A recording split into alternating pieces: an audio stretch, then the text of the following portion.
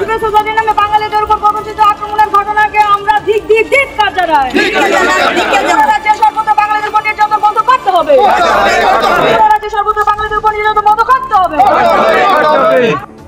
যারা আমরা বাঙালি কমিটির পক্ষ থেকে এই যে গত 23 অক্টোবর সিভিল সোসাইটি নামক এক সংস্থার ডাকে যে 24 ঘন্টা বন্ধ হয়েছিল, সেই বন্ধকে কেন্দ্র করে শান্তির বাজার যে বর্বরচিত আক্রমণ সাধারণ নিরীহ মানুষের উপর, দোকান মানে যারা মালিক এবং কি বলবো সরকারি কর্মচারীদের উপর আক্রমণ হয় বিনা প্ররোচনায়।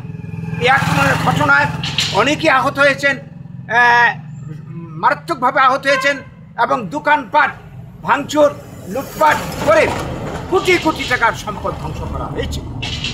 এই যে ঘটনায় যারা যুক্ত এবং অত্যন্ত পরিকল্পিতভাবে যে ঘটনাটা যারা ঘটিয়েছেন, আমরা চাইছি তাদেরকে সবাইকে অপরাধীদেরকে খুঁজে গ্রেপ্তার করে, কয়জন গ্রেপ্তার হয়েছে আরও গ্রেপ্তারের বাইরে অনেকেই রয়ে গেছে, তাদেরকে গ্রেপ্তার করা হোক এবং আইন অনুযায়ী সর্বোচ্চ শাস্তি দৃষ্টান্ত ব্যবস্থা করা হোক। তাছাড়া এই ঘটনায় যারা ক্ষতিগ্রস্ত হয়েছেন, আহত হয়েছেন, তাদেরকে সরকারি খরচে চিকিৎসার ব্যবস্থা সবাইকে কিন্তু করা হয়নি, 2-3 জনকে করা হয়েছে, আমরা নিজেও দেখে এসেছি, কিন্তু অনেকেই চিকিৎসার সুযোগ পাননি, তাদেরকে চিকিৎসার ব্যবস্থা করতে হবে। 3 নম্বর যেটা আমরা চাইছি, এই দুষ্কৃতকারীদের আক্রমণে যারা ক্ষতিগ্রস্ত হয়েছেন দোকানের থেকে শুরু করে অন্যরা, আমাদের কাছে যে তালিকা রয়েছে আমরা দেখেছি, আপনাদের কাছে খবর থাকতে পারে, এই তালিকা অনুযায়ী আমরা দেখেছি প্রায় কি বলবো 46 জন বিভিন্নভাবে দোকানদার ক্ষতিগ্রস্ত হয়েছে এবং আহত হয়েছে মারাত্মকভাবে 8 জন। তো তাদের যারা বেশি ক্ষতিগ্রস্ত হয়েছে সর্বোচ্চ 40 লক্ষ টাকা আমরা দাবি করছি সরকারের কাছে এবং তুলনামূলক বিচারের তদন্তে তা বেরিয়ে আসে যারা কম ক্ষতিগ্রস্ত হয়েছে তাদেরকে 10 লক্ষ টাকা দিতে হবে মিনিমাম। সেই সঙ্গে এখন এলাকায় এখনও যদিও এখন আপাত শান্তি বিরাজ করছে আমরা দেখছি, কিন্তু মানুষের মনে একটা দুশ্চিন্তা দুর্ভাবনা রয়েছে, শঙ্কা রয়েছে যে আবারও যে কোনো সময় যে কোনো অজুহাতে ঘটনা ঘটতে পারে। এবং দেখুন প্রসঙ্গত বলছি, গতকালকে আগরতলা রাজধানীর বুকে সামান্য পরশুদিন সামান্য একটা অজুহাতকে কেন্দ্র করে একটা বাঙালি বাড়িতে গিয়ে 10-15 জন একটা বিশেষ রাজনৈতিক দলের সমর্থিত লোক গিয়ে ভাঙচুর করেছে, প্রচণ্ড মানে শারীরিকভাবে নিগ্রহ করেছে। এই ঘটনা কিন্তু ঘটে চলেছে, আমরা দেখছি অনবরত, সে 80 জনের গণহত্যার পর থেকে মানে বন্ধ নেই। আজকের এই ধরাই যারা এই যে গত 1.5 বছর আগে এই যে গন্ডাছড়ার ঘটনা, অপরাধীর কি গ্রেপ্তার হয়েছে, বিচার হয়েছে? হয়নি তো। কিছুদিন আগে একজন যে কিডন্যাপ হয়েছে তাতে আজ পর্যন্ত উদ্ধার হয়নি। এইভাবে ধারাবাহিকভাবে এই যে ঘটনা ঘটে চলেছে, আমরা বাম আমল দেখেছি, জুট আমল দেখেছি, বর্তমানে যারা তাদের আমলে দেখেছি শুধু দূষণ চলছে, উপজাতি দূষণ। আজকে বলতে কোনো দ্বিধা নেই আমাদের, তাদের বিরুদ্ধে কোনো আইনত ব্যবস্থা নেই, তাই তো এরা প্রশ্রয় পাচ্ছে, আর এরা এই সমস্ত কাজ করে সাহস পাচ্ছে, আজকে রাজধানীর বুকে পর্যন্ত করার সাহস পাচ্ছে।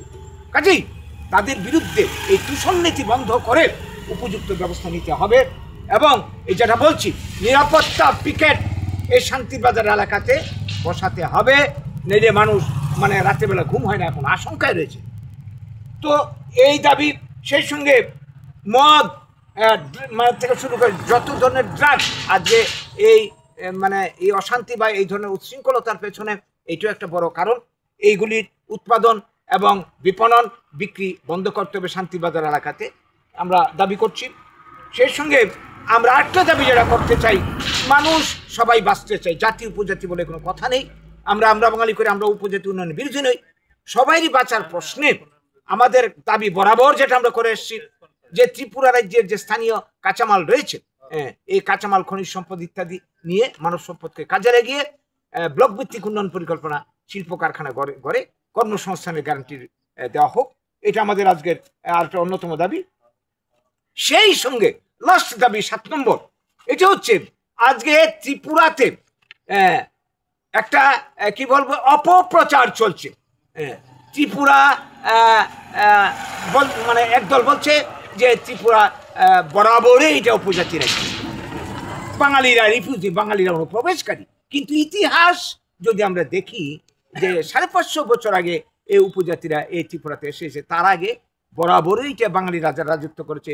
এবং জনসংখ্যার বিন্যাস যদি আমরা দেখি তাহলে দেখব এই রাজ্যের বরাবরই ত্রিপুরা বাঙালিরা সংখ্যাগুরু।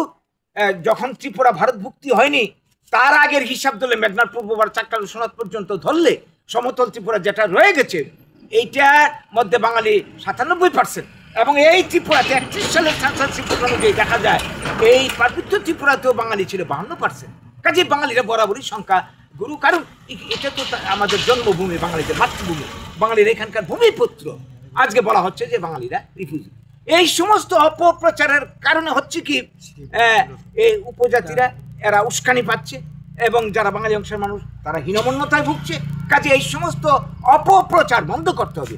আমরা চাই, আমরা বাঙালি আমরা যারা করি, যে যখনই আসুক যে অতীতকে যদি আমরা বাদ দিই, ইতিহাস বর্তমান বাস্তবতা হচ্ছে আমরা সবাই ত্রিপুরার মানুষ, আমরা সবাই ত্রিপুরার অধিবাসী, জাতি উপজাতি নির্বিশেষে আমাদের সবাইকে মিলেমিশে এখানে থাকতে হবে। 78 সালে আগে যে শান্তিটা ছিল আমরা চাই এই শান্তি প্রতিষ্ঠিত হোক এবং সমান অধিকার নিয়ে জাতি উপজাতি মিলেমিশে আমরা আগে যেভাবে ছিলাম সেইভাবে আমরা বাস করব। এইটা না করে ভোট করাবার স্বার্থে, ক্ষমতার স্বার্থে প্রত্যেকটা দল, সিপিএম, কংগ্রেস আজকের যারা শাসন করতে রয়েছে তারা সেই উপজাতি দূষণ, উল্টাপাল্টা ইতিহাস বিকৃত কথাবার্তা বলে এই সমস্ত করছে। এগুলি বন্ধ হওয়া দরকার। ত্রিপুরাতে শান্তি প্রতিষ্ঠার প্রশ্নে সত্যিকার ইতিহাসটা জানা দরকার মানুষের। এই সমস্ত দাবি নিয়ে আজকে আমাদের ডেপুটেশন। আমরা সারা রাজ্যে আমরা এমনিতেও আমাদের কর্মসূচি চলছে, যেহেতু শান্তির বাজার আক্রান্ত, শান্তির বাজারের এই ঘটনাকে নিয়ে আজকে আমরা এখানে উপস্থিত হয়েছি। আমরা এরপর শান্তির বাজারে আমরা যাব, শান্তির বাজারে যারা আক্রান্ত হয়েছে, যারা ক্ষতিগ্রস্ত হয়েছে তাদের সঙ্গে মিলিত হবে। যদিও আমরা হাসপাতালে গেছি, বিভিন্নভাবে খোঁজখবর নিচ্ছি, আমরা ওদের পাশে আছি, সবাই পাশে আছি। আজকে এই বার্তাটুকু আপনাদের মাধ্যমে সবার উদ্দেশ্যে আমরা দিতে চাইছি, সরকারের উদ্দেশ্যে।